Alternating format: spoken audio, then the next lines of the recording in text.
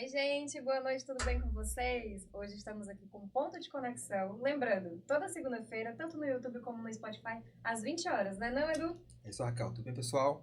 E mais um episódio, como se fala, todo episódio, na verdade, né? Sempre uma pessoa relevante com um assunto mais relevante ainda. E para hoje, acho que a gente pensou em brincar um tema bem específico. Historicamente, a gente traz sempre empresários que contam ali sobre sua carreira e, enfim, sobre um pouco da sua trajetória.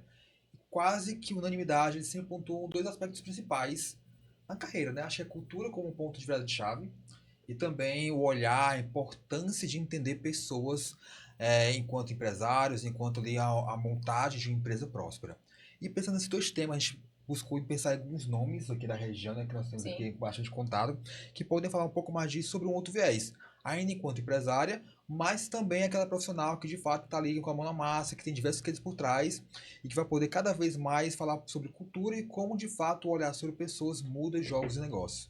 Então, para isso, sem mais delongas, eu vou ter aqui como nossa convidada a Monara, a Ângela Monara. Vou linkar rapidamente para o perfil dela, mas ela pode ficar aberta para complementar à vontade. Então, hoje a Monara ela é CEO da Evo RH e também é consultora de inovação da FEComércio aqui do estado do Ceará.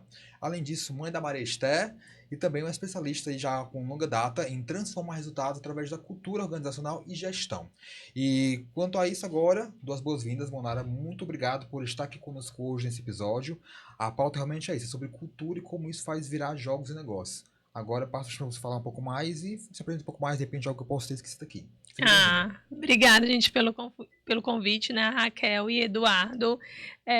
A sua apresentação foi perfeita, né? Sou psicóloga clínica e organizacional. E agora, falando do lado da psicologia, eu fico até feliz agora com a NR1, que agora eles colocam, né, um novo olhar dos psicólogos, né, através de bem-estar dentro das empresas, que acaba impactando também totalmente a cultura. Então, trabalho já há 15 anos na área de gestão de pessoas, sou especialista em recrutamento e seleção. Né? Então, tenho vários cases, graças a Deus, de contratação. Estou aqui para contribuir com vocês. Ai, que ótimo. O que é que te motivou a criar a Evoé e customizar toda essa área em RH? Pronto, a Evoé, na realidade, ela nasceu com um propósito de vida, né? Então, quando eu era bem mais nova, eu via que existia um gap para aquelas pessoas, principalmente do público CD, de entender como entrar dentro de uma oportunidade de emprego, né?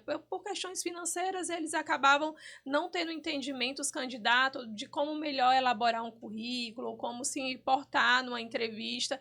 E como eu tinha essa dor, eu era muito tímida, né? Por incrível que pareça. Não parece. Não parece mesmo. Quando eu era mais nova, eu acabava sendo reprovada nos processos seletivos porque eu não conseguia mal dizer meu nome. Nossa. Né? E aí, através de uma oportunidade do Cine DT, que teve uma palestra de uma psicóloga ensinando como se portar na entrevista de emprego, como falar, a questão do comportamento, teve uma mudança de chave.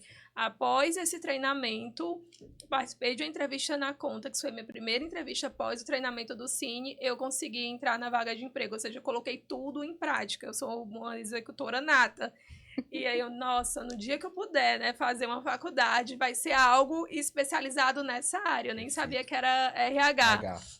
Aí depois eu fui entendendo que era gestão de pessoas. Fiz amizade com a psicóloga da Contax. E aí ela, Monara, se você quer seguir essa área, faça recursos humanos ou psicologia. E na época eu fui cotar as duas faculdades, né? Psicologia não cabia no bolso, mas recursos humanos sim.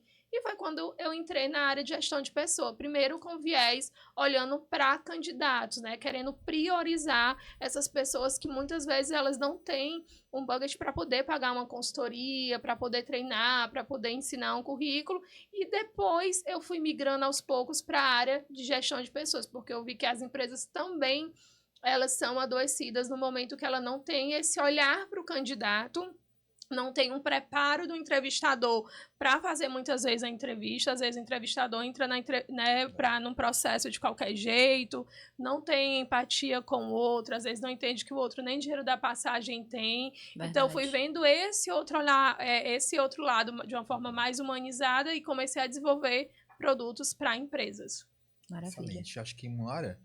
Doutor Fala, eu consegui pegar alguns insights aqui, de fato, essa tua percepção também, além do olhar do empresário, você também tem um olhar muito forte do candidato, que é o colaborador, que é o empregado, o funcionário que vai lá de fato fazer a diferença junto com a empresa, né?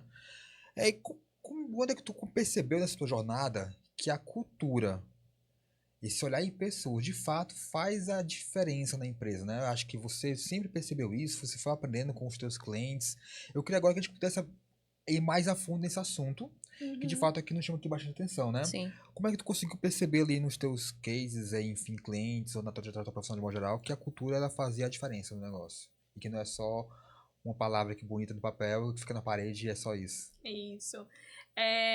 Na realidade, quando eu comecei a entrar nas empresas, né, como consultora, eu vi que os próprios empresários, eles não têm noção do segmento deles. Quando eu falo de segmento, não do que a empresa faz, mas eles não têm noção para aquela empresa dele existir, né? Existir. Qual propósito ela precisa se manter? Né? Então, dentro desse propósito, qual a missão eu preciso desenvolver linkado, né, com esse propósito? Qual a visão disso? Quais são os valores? E muitas vezes, quando começamos a empreender, nós vamos empreendendo de qualquer jeito, fazendo de qualquer jeito, as coisas vão crescendo, mas chega um momento que a minha receita, ela nem sobe, ela nem desce, ela fica ali impactada, né? E a gente estagnada, e nós ficamos, meu Deus, e agora?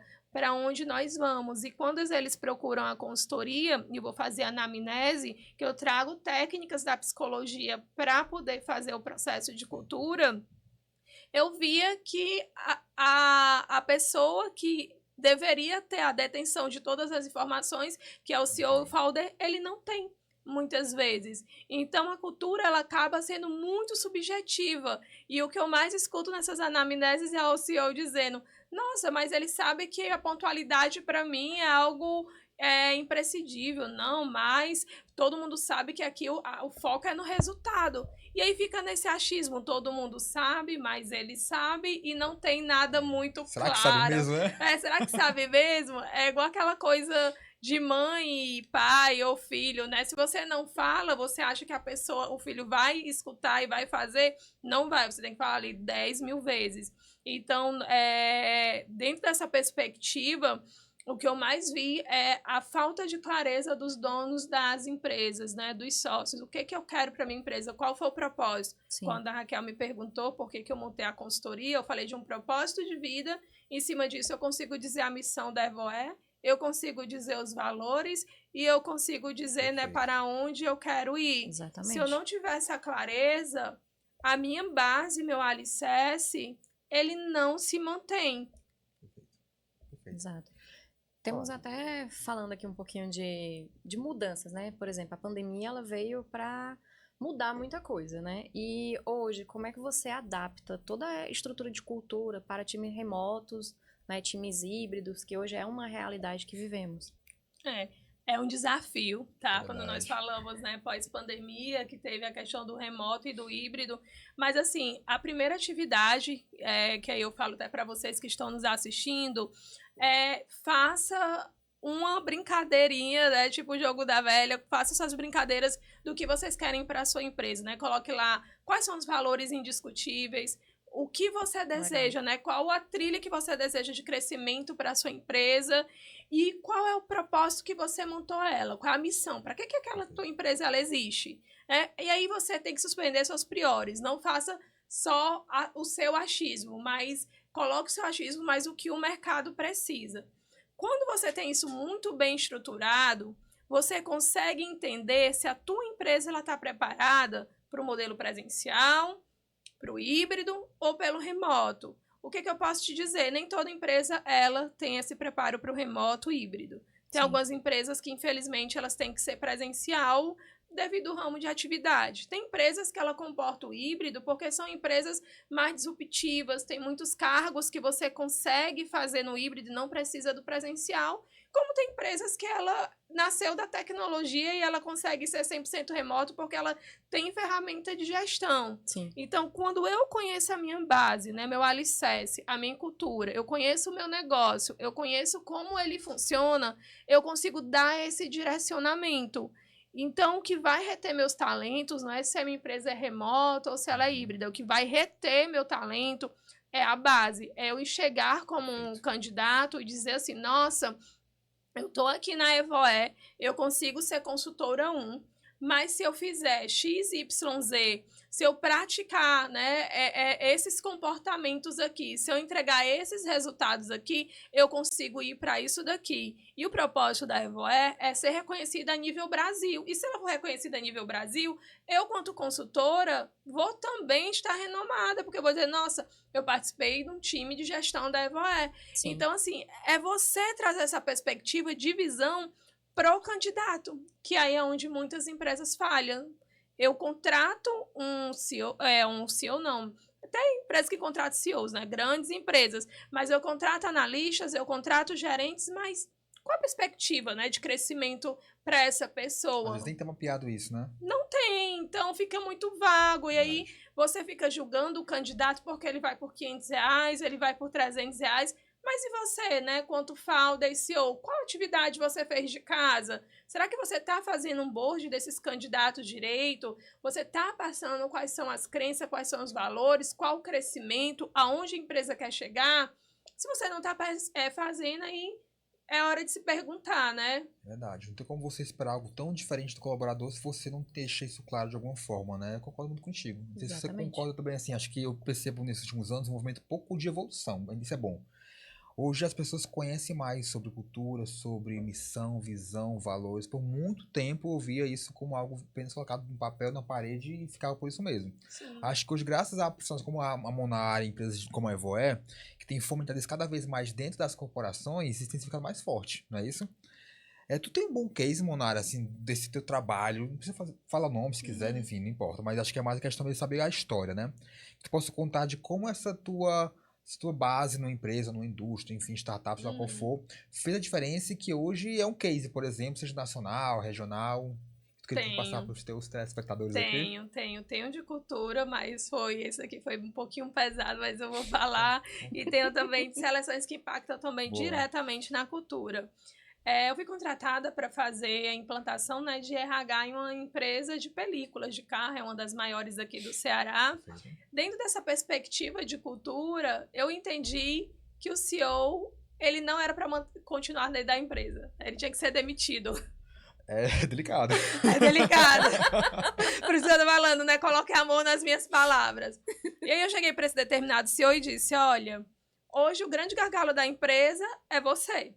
Ou você muda os seus comportamentos de centralizar tudo, de tomar decisões e não informar os gerentes. Então, acabava gerando muito ruídos, porque cada gerente que chegava para ele fazia liberações e os setores de toda empresa são interligados. Imagina só, liberava uma coisa para o comercial, o financeiro não sabia, quando o financeiro ia falar com o comercial dizia que fulano de tal liberou. Menina, era um caos. E em cima disso, nós já tínhamos desenhado todos os processos de RH. Já tínhamos feito a descrição de cargo por competência, já tínhamos feito a pesquisa de clima para fazer as ações necessárias, já tinha feito o guia de cultura mediante a crenças e valores, só que mesmo assim ele não seguia, né? Então teve um belo dia que eu falei, nossa, ou você muda, você sai quanto CEO da cadeira, contrata assim um gerente, uma pessoa que você confia e você vira espécie de conselheiro, que o bom que isso é muito comum hoje em dia, né, nas empresas. Os CEOs, eles saem de posição de CEO, se tornam conselheiros da empresa, trazem um CEO, né, ou diretor, ou gerente, enfim, e você fica fazendo acompanhamento. E aquilo dali foi muito duro, ele escutar aquilo. Para mim também foi muito duro falar aquilo, porque querendo ou não, foi ele que criou a empresa, mas quanto consultora eu não poderia me eximir dessa minha responsabilidade. Falar, nossa, você não muda, você não quer mudar, enfim, a sua empresa vai acabar quebrando e vai ser pior. E ele é uma pessoa muito cristã, né? Então muitas famílias dependem dele. Então, depois dessa conversa, ele saiu da cadeira, o CEO realmente saiu, colocou uma pessoa para gerir a empresa, uma pessoa de muita confiança do comercial dele, que hoje trouxe grandes resultados com 6 meses o faturamento da empresa, porque eu tinha colocado um assistente de RH para quando eu saísse cuidasse. O assistente me falou, Monara, duplicou, né, o faturamento da empresa, a empresa cresceu, a pessoa trouxe visões novas, outras caixinhas que não trabalhavam, às vezes faziam corpo mole, né, porque se você parar para analisar, às vezes, vou te dizer ali que 10% da empresa não é necessário estar dentro da empresa, né? Só injeta mais dinheiro na tua folha, não produz, não trabalha. E se você fizer uma boa descrição de competências e responsabilidade, você consegue administrar isso. Então, esse gerente fez isso, né? Fez uma repaginada, tirou aquelas pessoas que estavam ali porque era amiga do CEO, que era dona, acabava que não trabalhando muito, e contratou as pessoas certas. Então, assim, para mim, e aí o analista, o assistente, que hoje é gerente de RH de um restaurante, ele me procurou e falou assim, Monara, eu vejo que o teu grande papel nessa empresa específica foi olhar para o gerente e para o dono e dizer, você não é para ser o CEO da empresa, você tem que sair. Né? Então, assim, para mim isso foi um dos cases mais fantásticos, porque foi muito difícil. Né? Eu posso dizer outros, mas para mim o que foi mais difícil foi esse, porque nenhum outro eu precisei tomar essa intervenção. E quando eu falo de seleção, nossa, eu também tenho alguns cases de seleção. Um deles tem a Talos, né? Então a Talos eu levei o teste comportamental na época, entendendo justamente a cultura. Ele já tinha uma cultura muito estabelecida, uma cultura agressiva, de vendas, né, de ser incansável, de pessoas muito dominantes, executoras. Quando eu entendi esse game, esse drive, foi muito mais fácil fazer as contratações.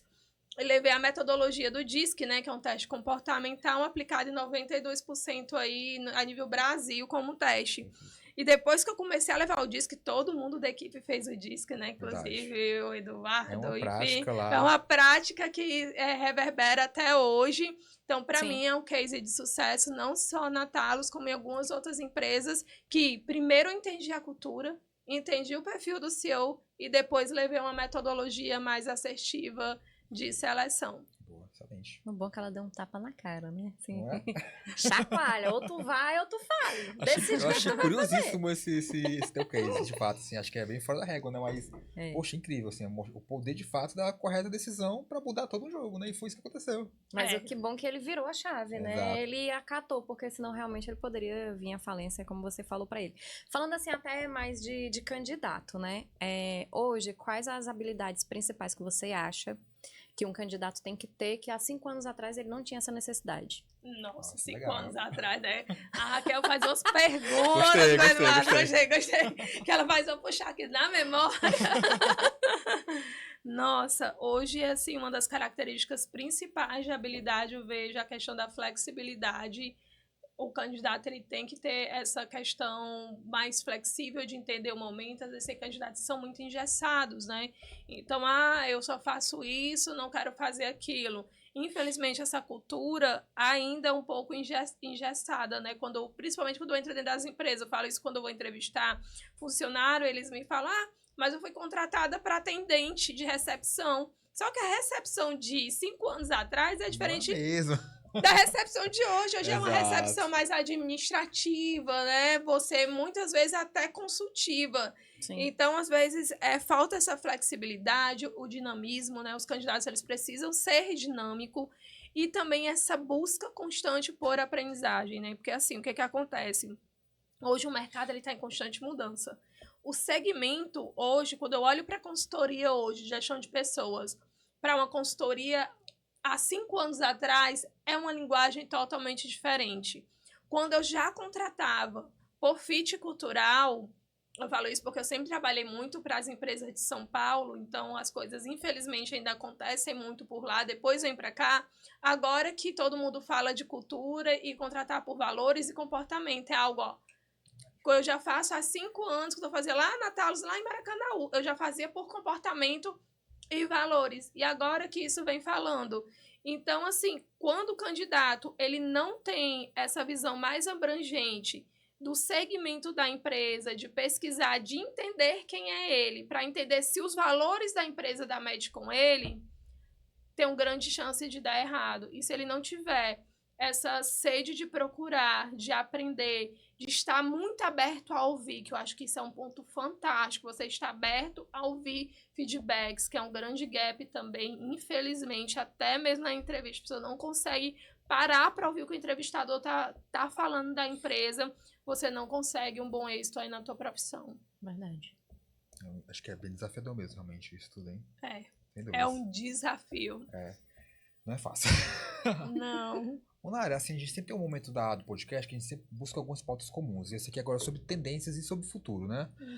Você nesse mercado de RH, de gestão de pessoas, o que é que tu enxerga que são as tendências daqui para frente nesse mercado? Seja, de repente, alguma tecnologia, alguma forma de lidar ou de gerir o negócio, o que é que tu tem enxergado hoje que é uma tendência forte para esse ano e para os próximos anos? Entendi, perfeita pergunta. O RH, como eu falei, eu nem gosto de utilizar mais esse nome RH. Na realidade, eu sempre fui uma aluna rebelde, né? Desde quando eu fazia recursos humanos. Eu sempre tive esse meu jeito, meu indagador das coisas. Porque quando a gente fala recursos humanos, as pessoas não são recursos, né? Enfim, nós somos meio para que as coisas aconteçam, mas eu não vejo como recursos. Mas quando eu olho para a área de gestão de pessoas, o que eu vejo muito tranquila, a questão da tecnologia, a IA. A IA, ela veio muito para ajudar. Então, posso dizer que hoje, eu até brinco, eu estava falando com o meu cliente mais cedo, que dentro do meu chat tem 3 Monaras, né? Porque eu criei 3 prompts. Tem a Monara, que vale dos pareceres, que já é outro prompt que eu fiz. Tem a Monara para editais e tem a Monara mais para processos organizacionais. Então, assim, hoje eu vejo o chat como meu aliado. Perfeito, isso mesmo. Eu não vejo ele como a minha concorrência e nem digo que vamos ser substituídos. Agora, sim, será substituídas as pessoas que não sabem trabalhar em parceria com a tecnologia. Isso é fato. Isso é independente de qualquer área. Infelizmente, há áreas que não vai mais precisar existir porque a tecnologia está automatizando e não faz sentido. Então, você que tem que entender que dentro do teu nicho, o que é que você precisa ou não fazer para poder sobressair o que está acontecendo no mercado. O segundo ponto, questão de indicadores. Indicadores cada vez mais de performance está ficando muito mais visível e está sendo muito mais cobrado dentro das áreas. Então, o RH deixou, dentro da visão de muitas pessoas, né, que é um pouco uma visão arcaica, que é aquele RH de aniversariante do mês, que às vezes eu brinco quando eu vejo assim, analista de RH, aniversariante do mês nas atividades, meu Deus, contrata-se um estagiário para fazer isso. Então, para ser um RH mais estratégico, um RH que ele consiga mensurar, que aí eu já dou uma dica para os RHs, por favor, estudo de indicadores, performance, como mensurar, faça um BI, porque é uma dor de mercado, RHs que saibam de BI, de mensurar, de verificar a performance. Então, essa é uma tendência. E uma outra tendência também é o RH deixar de ser RH, mas ser um parceiro de negócio. Então, quando eu olho lá para São Paulo, eu gosto de falar São Paulo porque isso já acontece lá, todas as áreas, ela tem um business partner, né? Então, uma área de comercial, principalmente das grandes empresas, ela tem um consultor business partner só para aquela área comercial. A área de tecnologia tem um outro consultor. Então, é o RH sair da caixinha de gestão de pessoas, saber ter uma visão mais holística de entender o que o empresário quer. Qual é a dor? Qual é a visão estratégica que eu consigo falar para aquela pessoa para que ele aplique dentro da empresa? Como eu já venho de consultoria, para mim isso é muito mais fácil, né? Eu vivencio isso, né? Então, hoje eu estou em parceria com uma grande incorporadora que está fazendo projetos gigantescos, levando, né, uma das praias da Taíba, que estava um pouco esquecida, e para nível Brasil de turismo, né? Levando surf, são eles que estão fazendo isso. Então, assim, eu nunca fui de incorporador, então estou aprendendo, estou sugerindo, estou entrando no negócio. Eu não preciso muitas vezes saber, mas eu preciso saber. Lembra da competência do saber ouvir? Sim. Saber ouvir para eu conseguir opinar. E quando eu não sei, eu pergunto, nossa, mas dentro da tua visão, o que significa isso? Né? Porque às vezes, dentro do seu contexto de vida é uma coisa, para o outro já tem um outro significado. Então, as tendências e a psicologia organizacional, né? Agora, com esse regulamento da NR1, as empresas, né, tem vários decretos. a partir de X funcionários tem que ter políticas voltadas para a saúde mental, vai ter que ter psicólogos. Então, o RH ele deixa de ser só aquele RH de recrutamento e seleção para ser um RH mais hands-on, de uma visão mais estratégica, saber colocar a mão na massa, olhando os pilares de pessoas, indicadores e saúde mental. Nossa, gente, eu tenho outra visão de RH agora. Isso é importantíssimo. Total. Olha, eu tinha uma visão de RH, assim, muito, assim, de 20 anos atrás, eu acho. Sério. Tá vendo a importância do podcast? Tá vendo? Sério, todas as pessoas que eu conheço ainda hoje que trabalham com RH, precisam sentar com você, tá? Vocês sabem com quem eu tô falando, porque me seguem. Vou postar isso no meu, porque vocês são arcaicas. Misericórdia. Vocês são um dinossauro, gente. Pelo amor de Deus, aqui é totalmente diferente. Inovação, coisa que eu gosto, né? E eu vejo muito aquele RH problemático, que era aquele RH que não sabia contratar, que contratava porque viu, tá bom, fez essa faculdade que entra. Não falava com a pessoa, não conversava. Quando ia demitir, não tava nem aí. Então, passa muito por essa parte, né? Principalmente o candidato na demissão. Qual é a parte mais difícil do RH nesse formato? Boa. Gostei, Raquel, também da pergunta. E quando a Raquel me falou de RH de dinossauro, gente, quando eu olho pra cá, infelizmente, pro Ceará, eu vejo tanto dinossauro na área de recursos humanos. Ainda é assim ainda. Principalmente na carga, Muito. principalmente na gerência, aí que eu fico impressionada. Porque sabe qual é o erro dos CEOs, muitas vezes? Olha, eu tô falando pra você, viu, CEO? Contrata uma pessoa de departamento pessoal e coloca pra ser gerente de RH, porque acho que tem tudo a ver. Não, gente, não tem nada a ver. São coisas diferentes. E aí são coisas diferentes. Se você quiser que eu explique depois, você pode me chamar no inbox, a Raquel vai deixar meu contato. Isso aí. Mas assim, a parte do desligamento, tudo reverbera na cultura, tá? Sim. E aí vem da cultura e vai reverberando nos outros subsistemas. Para mim, o desligamento também está dentro da parte de recrutamento e seleção. E o recrutamento e seleção está totalmente ligado à identidade organizacional. O que é uma identidade organizacional? É a missão, a visão e os valores da empresa. Hoje eu posso te garantir, Raquel, que Raquel e Eduardo, 90% das empresas, elas não têm um processo seletivo assertivo porque ela não tem uma cultura organizacional estruturada. Pasme. E mais pasme ainda, sou eu a única que assim, fica pontuando essa luz, assim, no fim do túnel. Gente, olhem para a tua cultura, para o teu recrutamento e seleção ser assertivo. Ninguém fala isso. Mas sabe o que eu falo? Porque eu sou uma referência no setor de recrutamento e seleção. Sim. E é uma dor minha quanto consultoria, quando vou fazer alinhamento de perfil. E, inclusive, eu estou desenvolvendo uma startup que está totalmente ligada nos processos seletivos para cultura e comportamento. Porque eu vejo que a técnica, ela é 50% ou 40%. Mas a grande maioria que manda no jogo é cultura e comportamento. Então, se eu não tenho esses meus valores muito bem estruturados, provavelmente eu vou ter um desligamento. Ou a curto prazo, no período ali de experiência, se eu não estiver fazendo um board, que um board, gente, não é só o período de 30 dias, é até pós 90 dias, que é o período de experiência, que aí entra o off-board, né, que é quando eu faço esse acompanhamento para entender se a pessoa está se adaptando ou não dentro da empresa. Se eu não faço isso, eu vou ter um desligamento se a pessoa permanecer a médio prazo. Ou seja, em 6 meses, possivelmente ela não permaneça mais dentro da empresa. Ou, no máximo, 1 ano. E aí, esse desligamento ele tem que ser muito humanizado. Primeiro, eu tenho que ter ciência quanto recursos humanos, os gaps que a empresa teve. Eu tenho que ter ciência e tenho que ter registrado qual foi o perfil comportamental que essa pessoa apresentou no início da entrevista. E eu tenho que deixar um espaço de fala para esse candidato me dar feedback quanto empresa do que eu preciso melhorar. Porque através da entrevista de desligamento, eu consigo ter indicadores tangíveis de quão doente ou quão processo de melhoria ou quão boa a minha empresa é.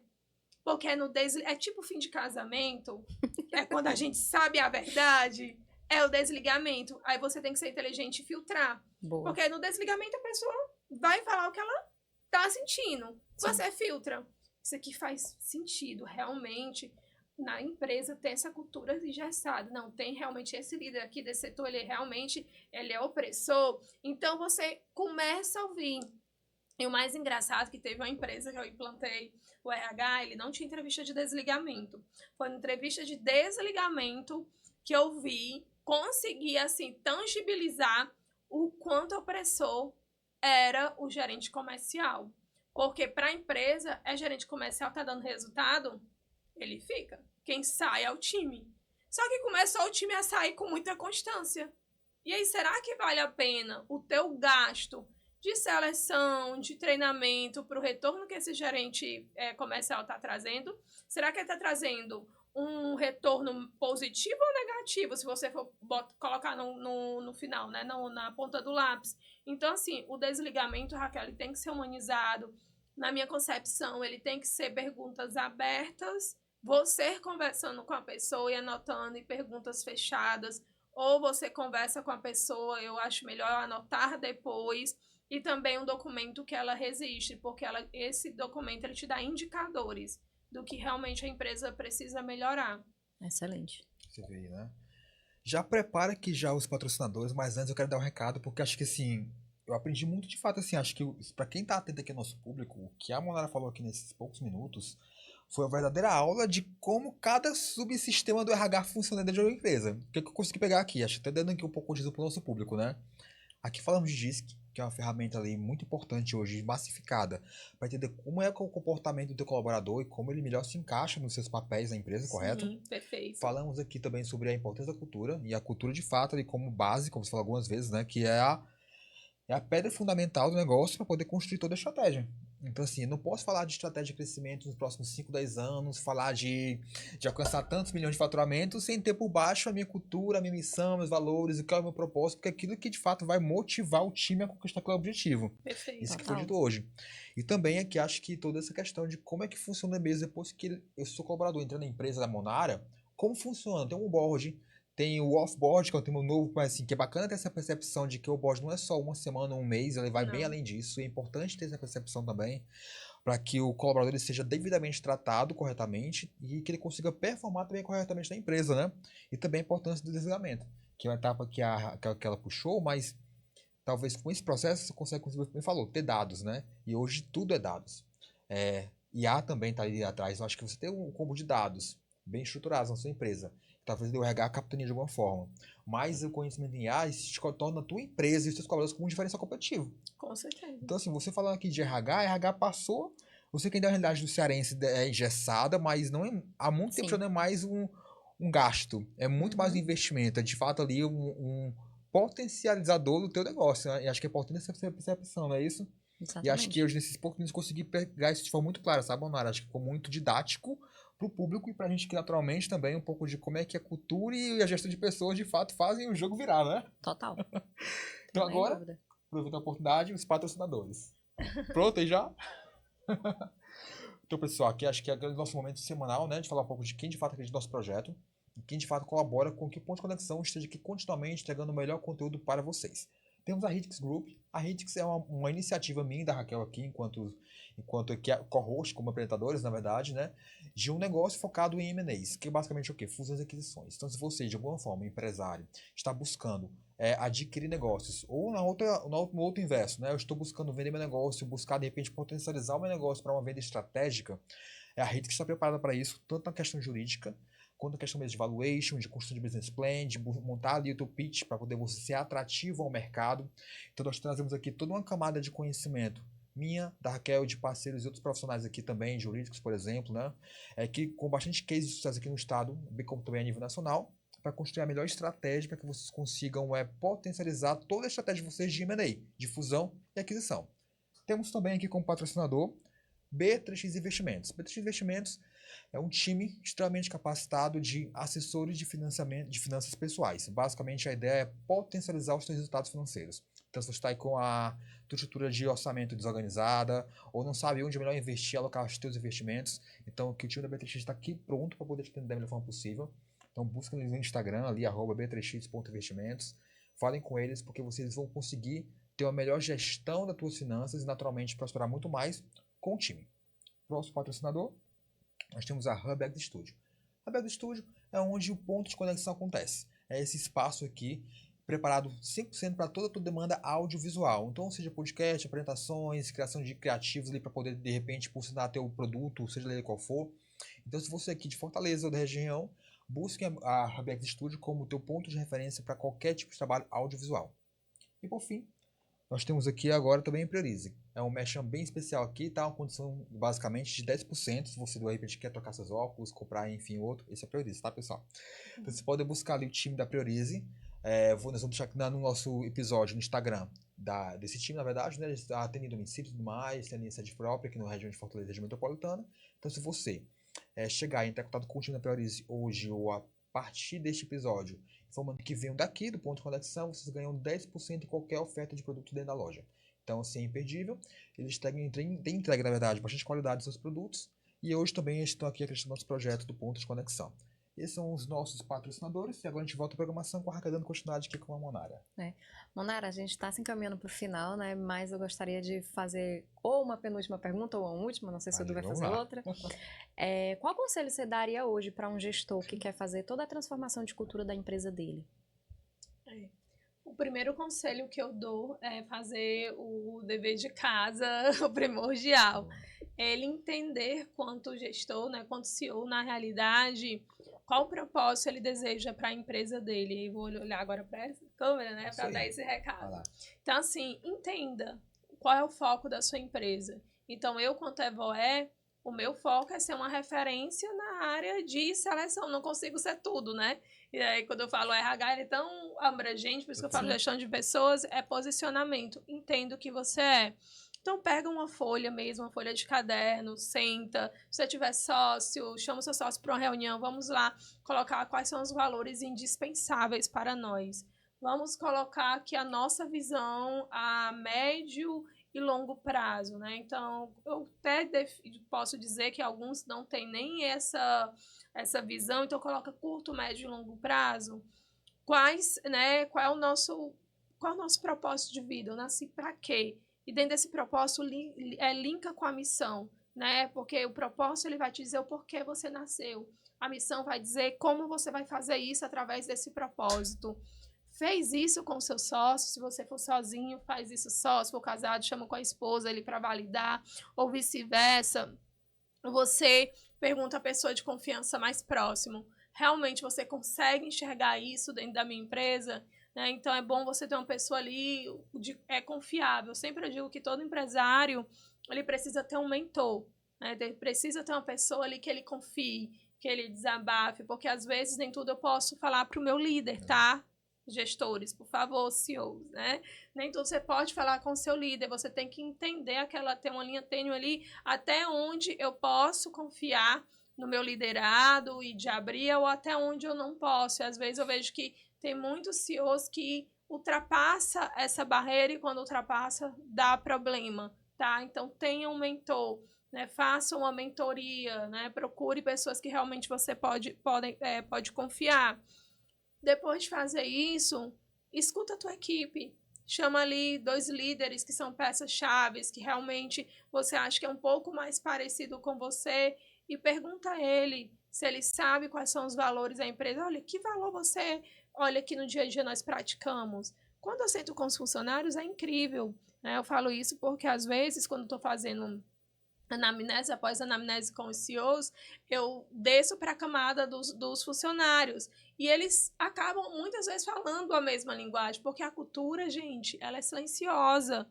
Às vezes, ela não está escrita, mas a cultura é silenciosa. Ou para o lado positivo, ou para o lado negativo. Se tem uma cultura da fofoca, ninguém vai lá colocar no seu valor fofoca. Mas tem empresas que, infelizmente, a cultura da fofoca, ela reverbera. E aí, acaba que não tendo times novos, porque todo mundo novo que entra, sai. Porque a cultura, ela expele. Né? Quem é igual, fica. E aí, é um conselho, assim, para todo mundo. Você não pode ter todo mundo igual na empresa. Você tem que ter perfis diferentes, mas com valores e crenças iguais. Né? E aí, fez isso, escuta a tua equipe. E quando você citar a sua equipe, desenhar, olha, equipe, quais são os valores que vocês veem, que nós praticamos no dia a dia? Muitas vezes eles não vão saber de falar de valor, mas perguntam quais são os comportamentos. Aí você dá um exemplo, né? Um comportamento de proatividade para eles entenderem. Aí pega o que você fez, pega o que a equipe fez, conversa com 2 líderes-chave, cruza as informações e cria a tua cultura. E quando for criar a sua cultura, chama os líderes. Porque os líderes que eles são guardiães da cultura. Por isso que eu falei para você fazer, chamar uma esposa, um sócio, um mentor, mas falei para você chamar líderes e falei para você também escutar os colaboradores, porque você pega tudo isso e forma a sua cultura de uma forma mais sólida. Depois que você formar, sensibiliza todo mundo, chama, marca um momento legal, um momento, né, de confraternização, um momento mais dinâmico, mais leve e propaga a tua cultura, né? E a cultura, ela tem que ser vivenciada dia após dia. Quando você pega ali grandes cases, né, de cultura organizacional, como a CIMED, ela é a Boticário, você vê que eles têm rituais e práticas para poder todo o tempo lembrar para que aquela cultura ela serve, por que ela existe, né? Então, se eu digo que eu sou uma cultura de vendas, se eu não tenho um ritual de venda, se eu não tenho um grito de guerra, se eu não tenho o meu time, às vezes, ficando até 10 horas da noite, eu não sou uma cultura de vendas, entendeu? Mas eu, quanto CEO, eu tenho que estar lá, né? Eu tenho que estar implementando, acompanhando, eu tenho que delegar e não só delegar e delargar, né? Então, eu tenho que fazer todo esse acompanhamento até eu entender, nossa, agora os meus líderes, eles conseguem só. E é só entre aspas, tá? Você tem que ir ali uma vez ou outra para eles lembrarem que você está ali. E não dizer, olha, estou indo hoje. Não, é chegar aí, né? Porque às vezes, infelizmente, tem cultura que é tão tóxica que as coisas só acontecem quando o CEO tá. E aí, quando o CEO sai, as coisas não rodam. Quando ele tá chegando, aí o dono... Mas, nossa, meu time trabalha tanto. E às vezes ele não consegue mensurar o que é esse trabalha tanto, entendeu? Então, o grande conselho que eu dou é isso, né? Entenda realmente a sua cultura, chame pessoas de confiança, treine, acompanhe, para que isso seja fortalecido. E pasmem, a cultura ela não é implementada do dia para a noite, tá? Exato. Tem empresas que tem empresas que para esse processo ser concluído duram até 5 anos. Imagina. Né? Tem empresas que em 1 ano, né, já conseguem, mas tem empresas que para pregar aquela cultura são 5 anos ali, dia a dia, vivenciando. Então, quando a sua não estiver rodando, contratou consultoria, não rodou, não acho que é que não rodou, é porque demanda tempo, energia, rotina, ritmo e intensidade. Boa. Perfeito. Sem mais perguntas, acho que foi um ótimo e excelente fechamento, tá, Monara? Agora, para a gente fecharmos o episódio, só mesmo do recado final aqui, se queira dar, onde a gente consegue te encontrar, quais redes sociais da Evoé, enfim, fica à vontade, a gente consegue fazer nosso encerramento aqui. Perfeito. E assim, o meu encerramento-chave não existe uma cultura forte, né? Um CNPJ forte com CPF fraco, tá? Então, você, quanto CEO, se cuide, né? Tenha um autocuidado, né? Tira um momento para meditação, para malhar, um momento com Deus, um momento com a família, para que você consiga se manter forte e realmente trazer bons resultados. E um outro conselho que eu dou, tenha realmente a tua identidade organizacional fortalecida, porque assim, a tua seleção, ela só vai dar certo se a tua identidade organizacional, se a tua cultura, ela estiver fortalecida. Você pode contratar a consultoria mais top dos Estados Unidos. Tende a dar errado se você não tiver a tua base sólida. E aí, na Evoé, nós utilizamos uma metodologia de seleção, né, que é CVT. E essa metodologia na seleção faz com que eu identifique se a empresa ela tem ou não uma identidade organizacional. E eu te ajudo, sim, a criar essa identidade organizacional para que eu consiga fazer o teu processo seletivo. Hoje, os nossos processos, ele tem 90% de assertividade. Né? Então, semana passada, eu recebi um feedback de uma cliente, Monara, eu preciso de uma consultora de vendas porque a fulaninha que você me contratou para mim, hoje ela é supervisora.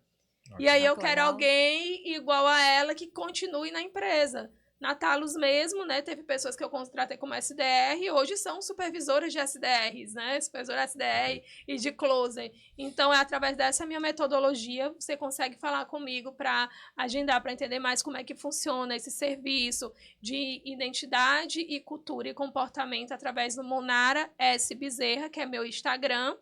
E o da Evoé RH também, tá? É só mandar mensagem lá no inbox que eu respondo assim que possível. Boa. Vamos encerrar, né, gente? aí. Obrigada, Monara, pela atenção, por ter aceito o convite da gente, tá? Até outra oportunidade. E eu amei o assunto hoje. Foi muito bom, não é isso? Obrigado, Monara. Obrigado, pessoal, que está aí nos acompanhando. E só lembrando, toda segunda-feira, 20 horas, Spotify, YouTube, sempre episódio relevante com a pessoa mais relevante aqui no Ponto de Conexão. Muito obrigado e até a próxima. Tchau, tchau. Tchau, tchau.